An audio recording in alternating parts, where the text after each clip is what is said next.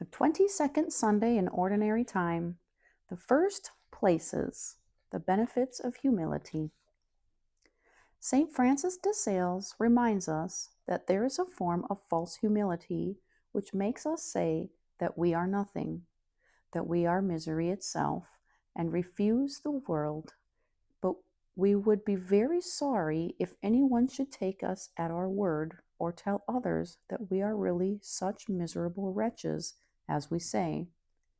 On the contrary, we pretend to retire and hide ourselves so that the world may run after us and seek us out. We feign to wish ourselves considered as the last in the company and to sit down at the lowest end of the table, but it is with a view that we may be desired to pass more easily to the upper end. True humility does not make a show of herself or use many humble words. And St. Francis goes on to add, "Let us never cast down our eyes except when we humble our hearts. Let us not seem to desire to be the lowest unless we desire it with all our heart. True humility is full of simplicity and springs from the deepest recesses of the heart because it is above all an attitude towards God.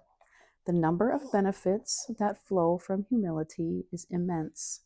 The first of them is the grace of faithfulness, because pride is the greatest obstacle that can come between God and us.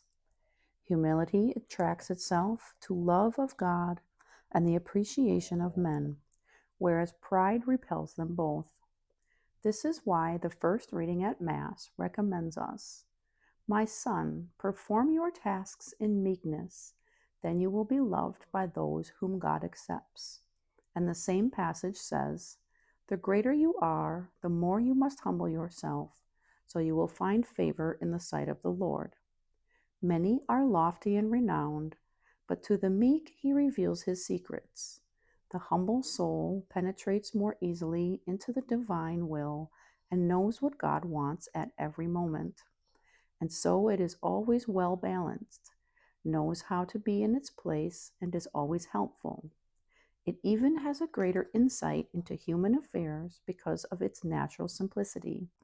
The proud soul, on the contrary, closes the door to God's will, in which human happiness lies, because it has eyes only for its own way, its own preferences, its own ambition, the achievements of its own aims.